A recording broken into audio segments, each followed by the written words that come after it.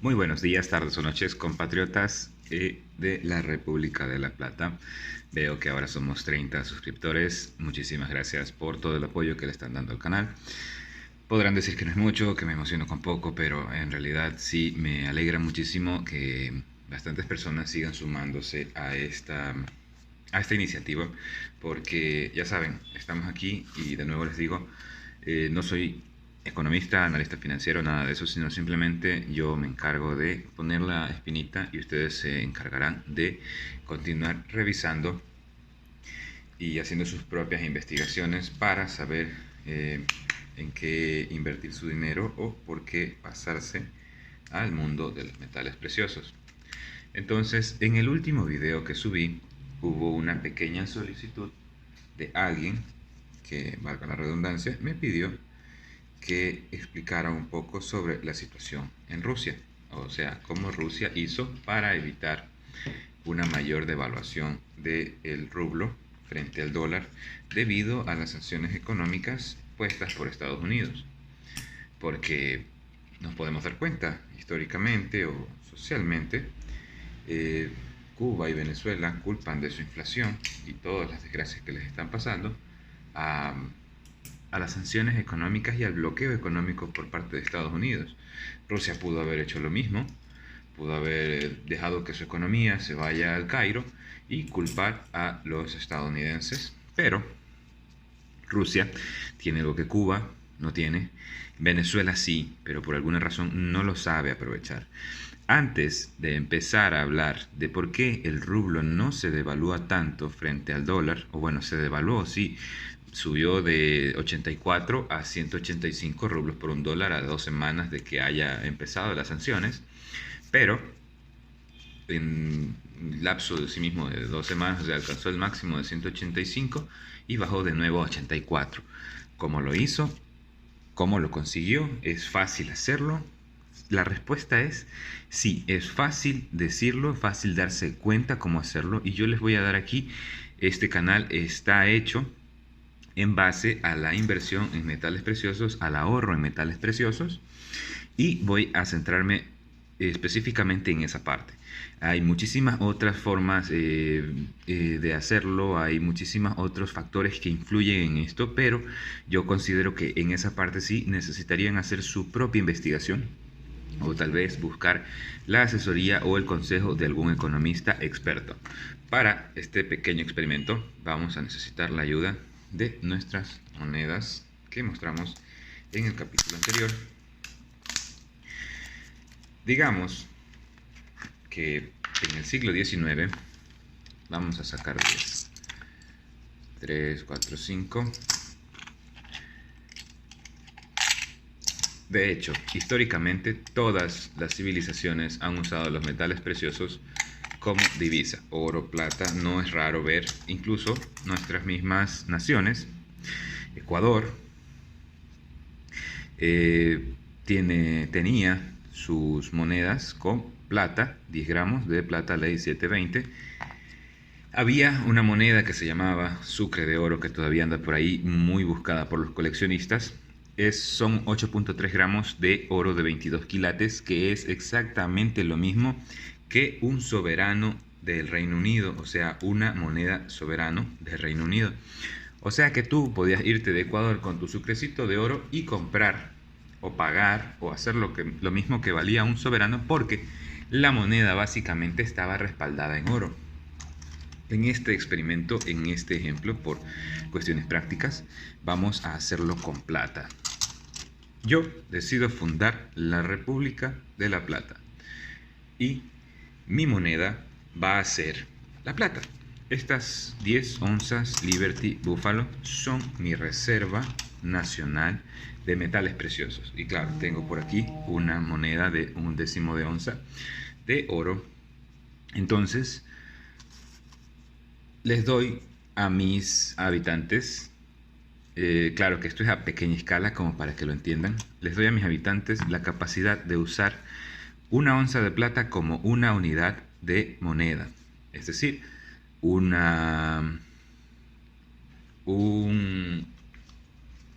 ¿qué será? Lo que ahorita serían $26, Tal vez un arreglo del celular te cuesta 1 onza de plata. Y si tengo que darte vuelto, te lo daré en monedas de fracciones, de 1 gramo, de 1/4 de onza, todo eso. Pero llega el momento en el que a mí se me ocurre la genial idea, y también a mis ciudadanos me dicen, oye, la plata pesa, como dijiste, ¿sabes? Entonces empiezo a emitir monedas más pequeñas en oro, que por ejemplo esta moneda de aquí valdría lo mismo que estas en este momento por el ratio oro-plata, que también les explicaré próximamente si es que lo necesitan. Esta moneda de oro representa 7 monedas de plata. Y si yo voy a comprar algo que cuesta una moneda de oro, del cambio me tendrían que dar 6 monedas de plata. O si yo cargo 10 monedas de plata, no quiero cargar tanto, doy las 7, me dan mi moneda de oro y me llevo un poquito de suelto para el pasaje. Bueno, así lo vamos a hacer, así se hacía. Esas eran las monedas en el siglo XIX y ese fue el sistema que se adoptó con el patrón oro. El patrón oro no es nada más que decir que para que un país pueda emitir moneda, tenía que tenerla respaldada con oro o plata, y también a veces había un patrón bimetálico que sería el que estamos adoptando en la República de la Plata, de oro y plata, o sea, porción y porción, parte y parte. Entonces, llega un momento en que mis habitantes me dicen, oye, pesa mucho, o sea, así lo hagas oro, va a pesar mucho. Entonces yo saco mi papelito, mi billete de la República de la Plata, que déjenme en los comentarios qué nombre quisieran que le ponga, nuevo sucre, nuevo dólar o no sé.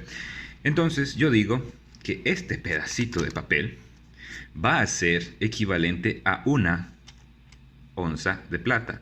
Aquí está, clarito dice, está mi foto ahí, y del otro lado está el país donde es emitido, que es la República de la Plata. Tú vas al banco, si tienes plata, bacán, y no quieres cargarla mucho, vas y cambias 3 moneditas de onza por 3 papelitos que digan que tienes 3 onzas. En el patrón oro, la garantía era que si tú ibas y comprabas con esto, te daban tu vuelto y todo el chistecito, pero al yo llevar esto al Banco Central de la República de la Plata o de Estados Unidos o de cualquier país, yo podía dar estas notas, o sea, estos papeles, y decirle, tengo 3 onzas, devuélvame mis 3 onzas. Y me llevaba mi plata a casa, que no se devaluaba, no perdía su valor y nunca se veía muy afectada por la situación socioeconómica. Por eso es que el dólar dice, esta nota es de circulación legal para todas las deudas públicas, para todas las transacciones públicas y privadas. Es decir, cuando el dólar sí respetaba el patrón oro, tú podías ir y cambiar tus $2 por la cantidad de oro que era válida. Incluso el Banco de Venezuela dice,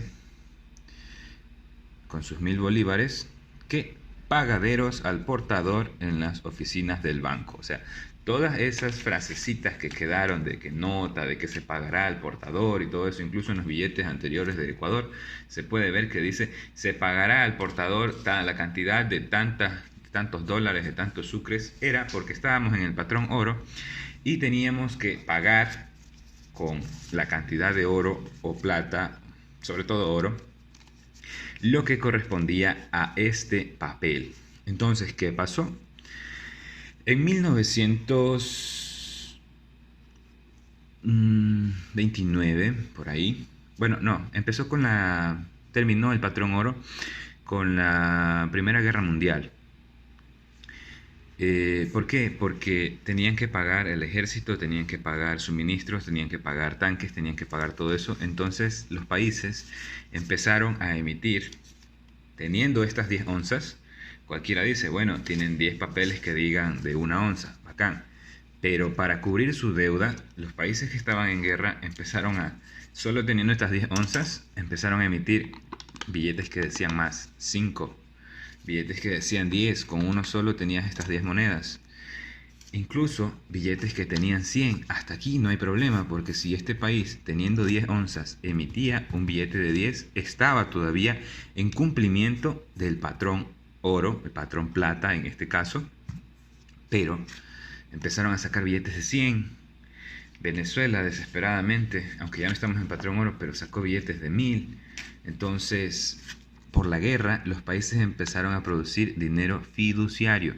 Fiduciario significa basado en la fe. O sea, yo tengo la plena fe y confianza de que este país, aunque no las tiene ahorita, pero algún día las tendrá y me las va a dar. Bueno, parece que no fue así. Incluso en Alemania, después de la Primera Guerra Mundial, el país quedó tan endeudado que tú con 3 gramos de oro, con 5 gramos de oro comprabas una casa decente. Es decir, con estas 2 monedas, de haberlas tenido en ese tiempo, tendríamos una casita en Alemania.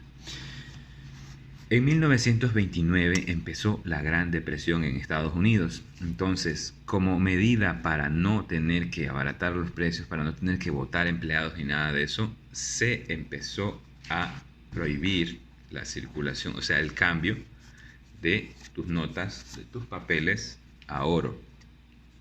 ¿Qué significa eso? Que el gobierno, viendo que la moneda se devaluaba, se encargó de decirle a todos sus habitantes: hey, se declara ilegal la posesión de dinero, de oro, a todos los habitantes comunes. Se le dejaba un poco a los odontólogos por las reparaciones que tenían que hacer en oro y a los joyeros, punto. Y todos los demás tenían que llevar su oro al Banco Central para que a cambio te entreguen un papelito y te digan: no, espérate que nos recuperemos y te lo devolvemos. Era ilegal portarlo, pero tampoco es que te lo confiscaban, tampoco es que pasaban casa por casa. Tuvo que haber sido completamente difícil en ese tiempo. Además, no se llevaba un registro tan grande de quién o qué personas tenían oro y cuánto. Por ejemplo, si se me acercan ahorita a preguntar en una plena confiscación de oro: ¿usted tiene oro? Yo no. ¿Pero usted subía videos? No, yo los vendí y punto. O sea, se acabó. Muchas personas sí lo hicieron por cumplir las leyes y evitarse sanciones, pero después de eso, después de la Primera Guerra Mundial, y para este tiempo ya se había implementado la prohibición de tener oro en Estados Unidos a los ciudadanos comunes, se dio el próximo paso. Se dio el acuerdo de Bretton Woods, es decir, los demás países del mundo, todos decidieron que ellos abandonaban el patrón oro, es decir, no se encargaban de tener oro y le cedían a Estados Unidos, una de las economías más fuertes de ese momento, todo su oro a cambio de que Estados Unidos les dé dólares.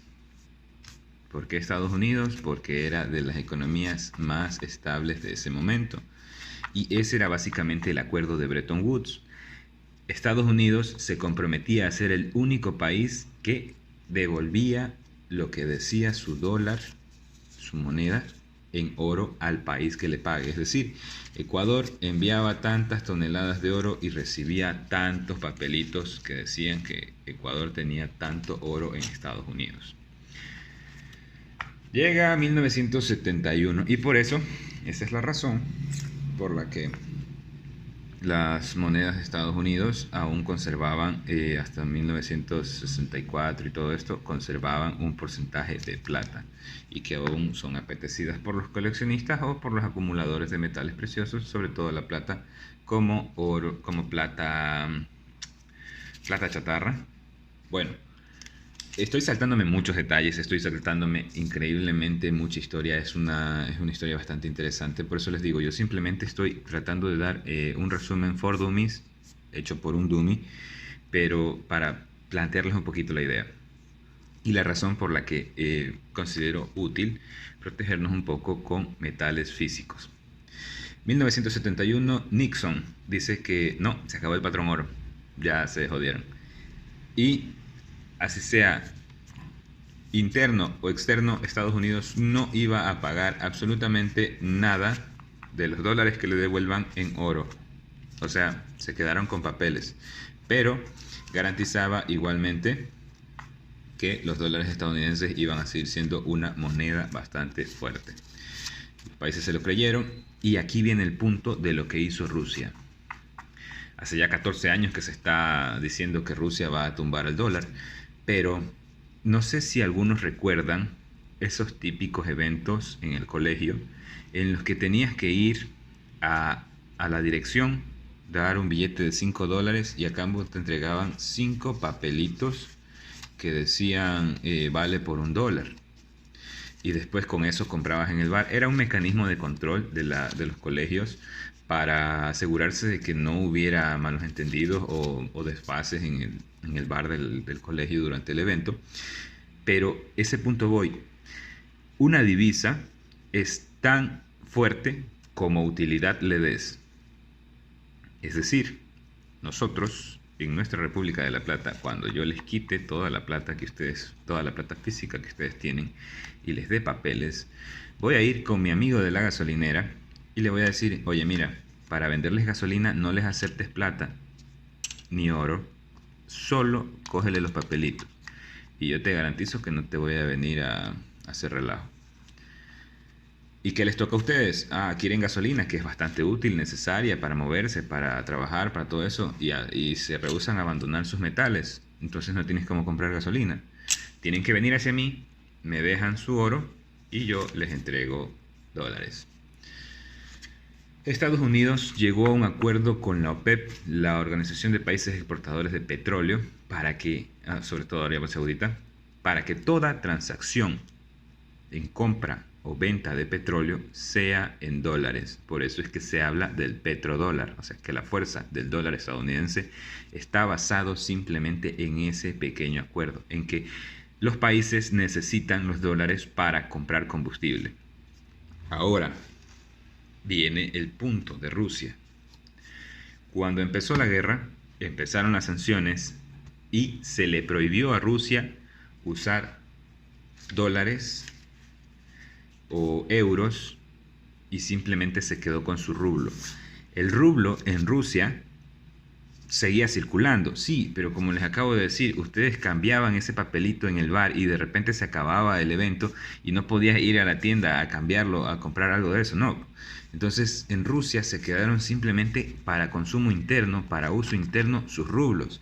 Y si tiene menos utilidad una moneda, va a perder muchísimo su valor.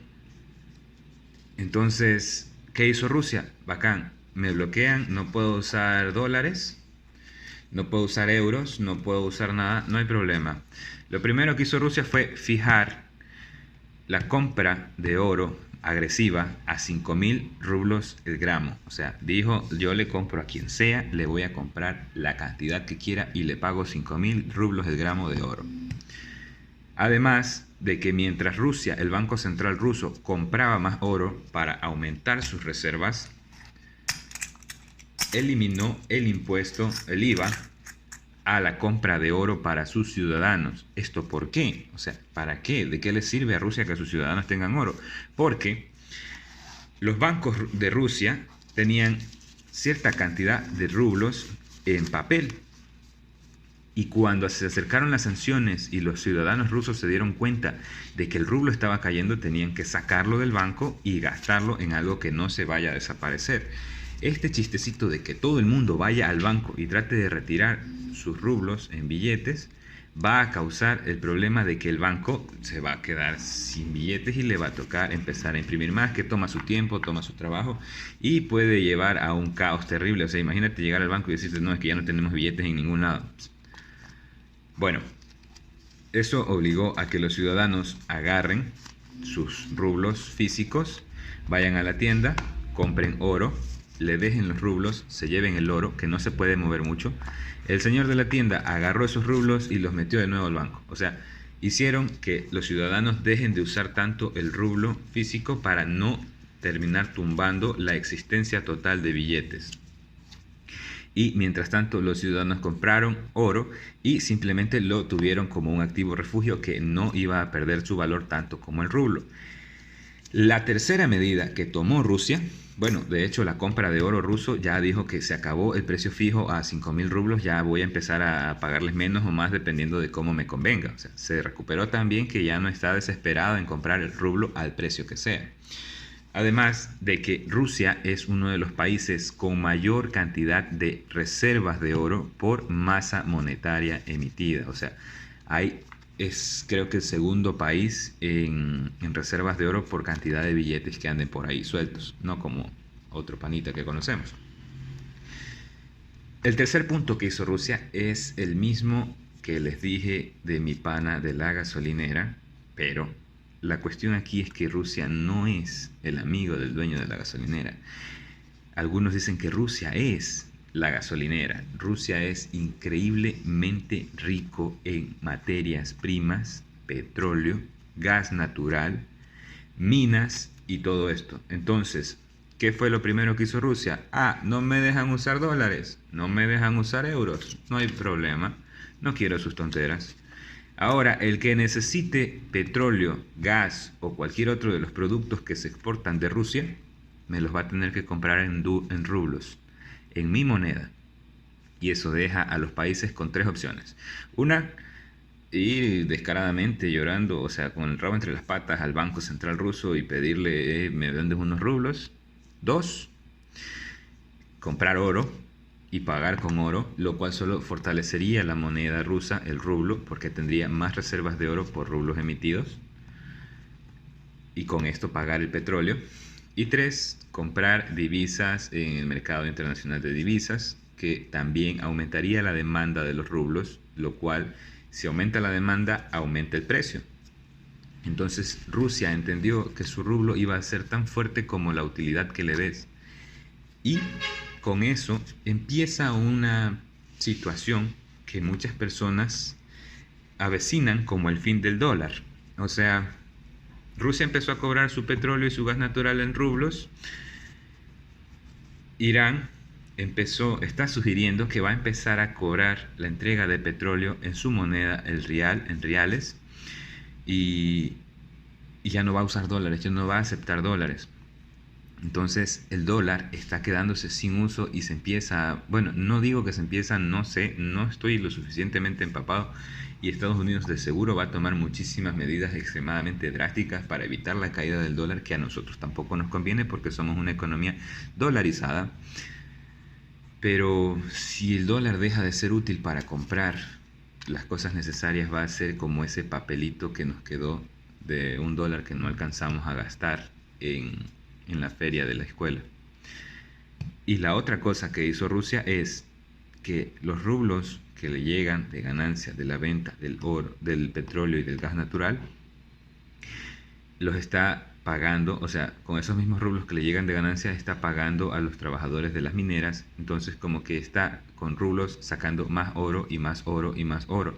Rusia, de una manera un poco disimulada, pegó su moneda, el rublo, al oro. Rusia tenía también reservas de oro en otros países que también le fueron cerradas las puertas, le fueron negadas, ya no tienes acceso a ellas, y ahí perdió un poco de valor o de sus reservas, pero nada de lo que no se pueda levantar. Ahora vamos viendo cómo en 2 semanas, simplemente con esas medidas, no son todas, pero son las más representativas, incluso el presidente Vladimir Putin lo dijo, que el chiste del dólar es que se lo quitaron enseguida, o sea, con una decisión, con un clic se lo borraron, y él se da cuenta, y todo el mundo debe darse cuenta de la debilidad del dólar y de lo inseguro que es tener dólares, y que más bien lo importante son las materias primas, el oro y la plata. Entonces ese es el punto al que yo quería llegar, con el de que los metales preciosos nos sirven en situaciones de incertidumbre económica, de inestabilidad geopolítica, porque si las grandes naciones lo hacen, imagínense el ejemplo que les puse de Alemania después de la Primera Guerra, que quedó tan endeudado el país que el marco se devaluó tanto que alguien que haya tenido un anillo de 5 gramos de oro podía tranquilamente haber comprado una casa. Entonces, no dejemos que en estos momentos que ya se está avisando, muchas personas lo están avecinando.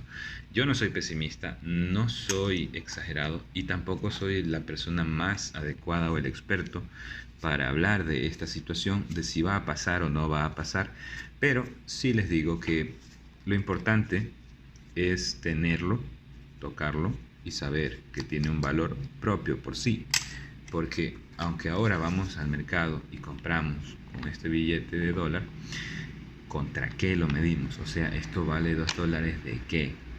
$2 de simplemente fe en Estados Unidos, $2 de simplemente fe de que Ecuador se va a preocupar en el momento de que lleguen sanciones o de que pase algo malo. Las autoridades ecuatorianas se van a preocupar por sus ciudadanos. Yo hace mucho que no tengo mucha fe en muchas cosas, así que por eso mejor ver para creer, tocar y sentir para estar seguro de que es tuyo. Espero haberles aclarado unas pequeñas dudas o haberles por lo menos sembrado unas cuantas dudas más. Te agradezco muchísimo si llegaste al final del video.